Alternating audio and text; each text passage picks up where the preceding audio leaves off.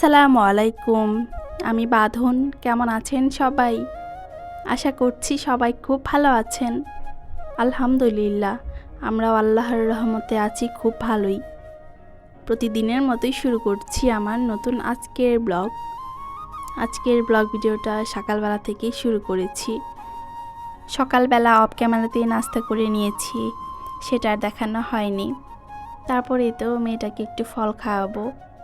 অনেক দিন আম কাঁঠাল খেলাম, আর মেয়েটাকে অল্প অল্প করে এবার আম খাইয়েছি।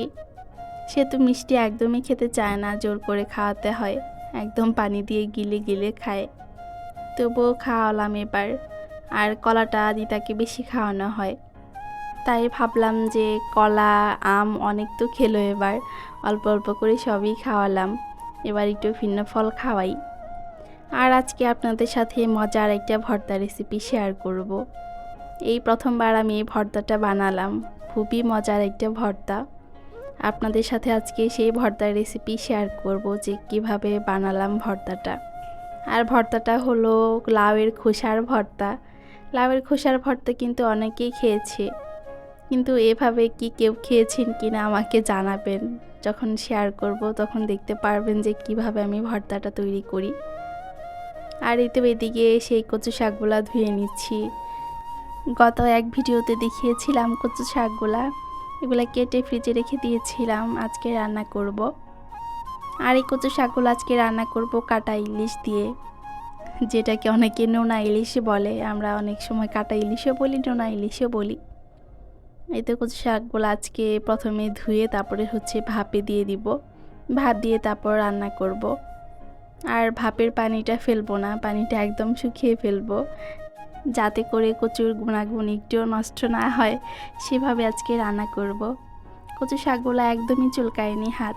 অনেক শাক কিন্তু থাকে যে ধুতে গেলেও হাত চুলকায়, কিন্তু এই কচু শাকটা একদমই হাত চুলকায়নি, অনেক ভালো ছিল।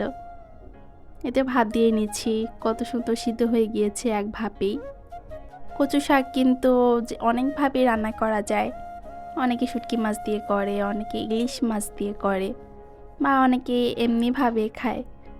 আমি ইলিশ মাছ দিয়ে আজকে রান্না করব। তাজা ইলিশ ফ্রিজে নাই, তাই আজকে কাটা ইলিশ বা নোনা ইলিশ এইটা দিয়ে আজকে রান্না করব। আর এই তো আমার সেই লাউয়ের খোসা আমি কুচি কুচি করে কেটে নিয়েছি। আর এদিকে কয়েকটা চিংড়ি মাছ। আজকে চিংড়ি মাছ লাউয়ের খোসা একসাথে মিক্সড করে ভর্তা করব। এই লাউয়ের খোসাটাও কিন্তু অনেকভাবেই খাওয়া যায়। এখন আসলে একটা পদ তৈরি করলে সেটা ভিন্ন ধরনের একটা রেসিপি হয়ে যায়, মজার রেসিপি বলা যায়। লাউয়ের খোসা ভাজি করলে অনেক মজা লাগে, আলু দিয়ে ভাজি করলে, বা অনেকে কালো জিরা দিয়ে ভর্তা করে, বা এমনি ভর্তা করে, অনেকভাবে মানুষ খায়। কিন্তু আজকে আমি চিংড়ি মাছ দিয়ে একসাথে ভর্তা করে খাবো।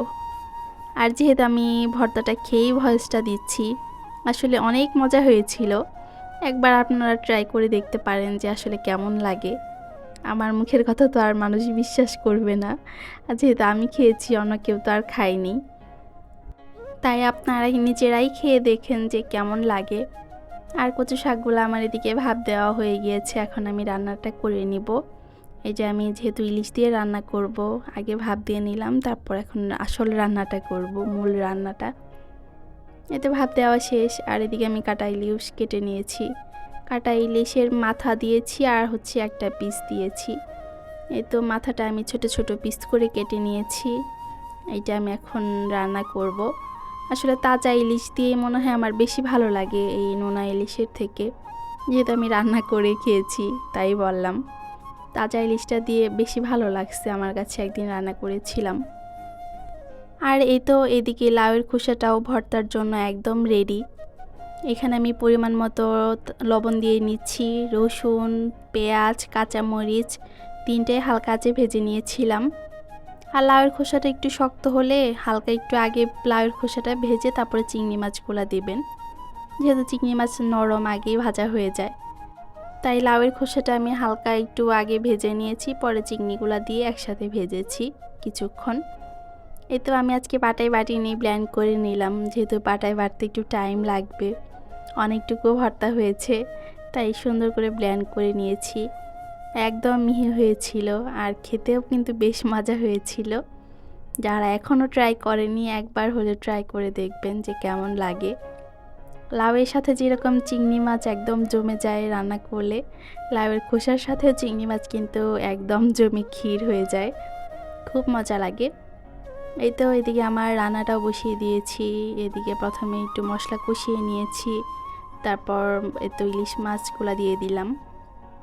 আমি বাগারে দিয়েছি হচ্ছে পেঁয়াজ, রসুন, কাঁচামরিচ আর হচ্ছে একটু কালো জিরে, আর মশলা দিয়ে দিয়েছি একটু আদা বাটা, একটু রসুন বাটা আর একটু জিরা বাটা, অল্প অল্প করে দিয়েছি।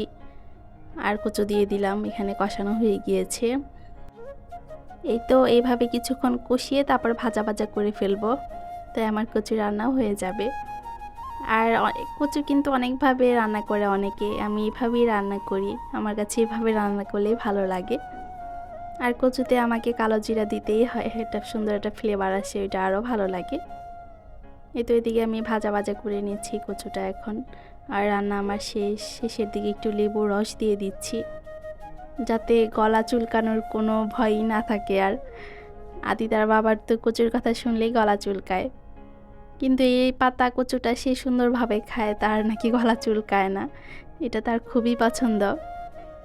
আর এই তো আমার একদম শেষ লুক রান্নার, খেতেও বেশ মজা হয়েছিল। আমার এদিকে রান্না সব শেষ। আমি আজকে আর রান্না করিনি, কারণ সকালে একটু তরকারি রান্না করেছিলাম আজকে, এই কারণে দুপুরে আর কোনো রান্নাই করব না, আবার বিকালে কিছু একটা করব। একদম সিম্পল রান্না করলাম আজকে।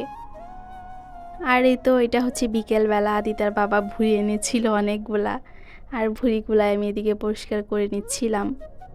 আর পরিষ্কারও হয়েছে খুবই সুন্দর, এমনি পরিষ্কার করাই ছিল, তার মধ্যে আমি আরও ভালো করে পরিষ্কার করে নিলাম। যেহেতু ভালো করে পরিষ্কার করাই ছিল, আমি তবুও আবার গরম পানি দিয়ে ভালো করে পরিষ্কার করে নিচ্ছি। আর একদম ধবধবে হয়ে গিয়েছে। এটা এখন গরম পানিতে একটু হলুদ দিয়ে ভাপ দিয়ে নিব, পরে কেটে নিব। আর ভুঁড়িটা প্রসেসিং তো এখন সবাই জানে, আর দেখায়নি এইভাবে। আর এইটা যেদিন রান্না করব সেদিন আবার শেয়ার করব যে কীভাবে রান্না করছি। আজকের ভিডিওটা এই পর্যন্তই রাখবো, আর বাড়াবো না। সবাই ভালো থাকবেন, সুস্থ থাকবেন। আল্লাহ হাফেজ।